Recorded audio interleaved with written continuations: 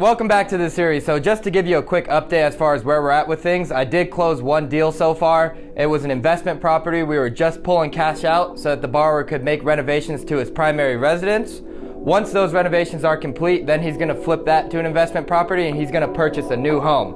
So now I'm able to get 3 deals out of one guy, and it's ultimately due to the service that I provided him. Not one time did he talk about price or interest rate, and he didn't negotiate any of those things. He really cared about the service and how well I communicated to him and kept him updated every step of the process. And because of that, for a borrower like this who is traveling all around the United States for work, he doesn't have time to, shop around lenders and build a relationship with new lenders each time he needs a transaction. So for me, I've just secured a client for life.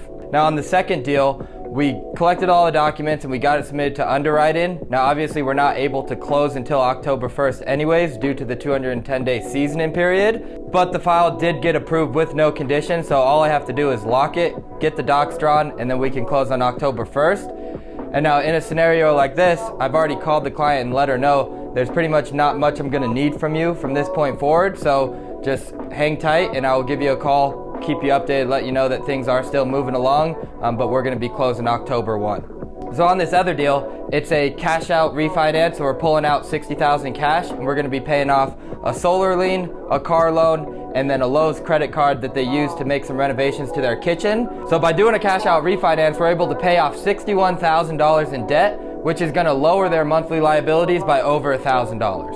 I'm still working with the guy that we talked about in the past 2 videos who he can't really decide if he wants to do a VA cash out and take the lower interest rate, or if he wants to do a conventional cash out, take a higher interest rate, but not have to pay the VA funding fee, which on this guy's loan is about $20,000. So I've sent out both estimates to him so he can review each scenario side by side and ultimately decide which one he wants to move forward with.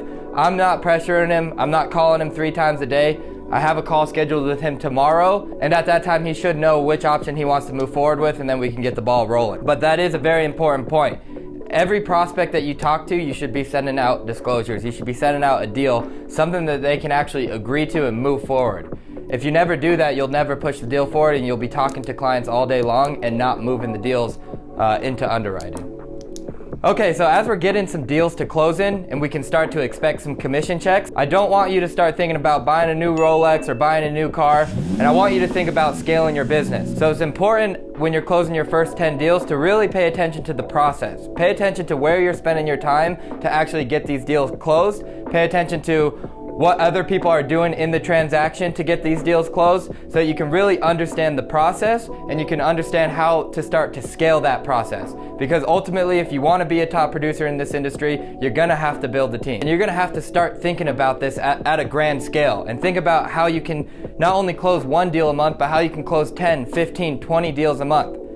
Okay, and to do that, you need to build a team. So you need to become a master at your job. You need to master the art of prospecting, your intro, your script, your 10 objections. You need to master structuring a deal, how to get a deal approved through underwriting and get it to closing. Those are the things that I really want you to start paying attention to while you're closing your first 10 deals, and really store in that money. Save your commissions for when you need to start hiring some hourly employees and start training people so that ultimately you can grow your business and become a top producer. And I'm gonna go into that more in depth in future videos, but it is definitely something considering and keeping in mind as those first couple checks start coming in, because having capital is going to be essential in scaling. You're going to need to hire more people, buy more leads, buy more equipment. You're going to need capital in order to scale.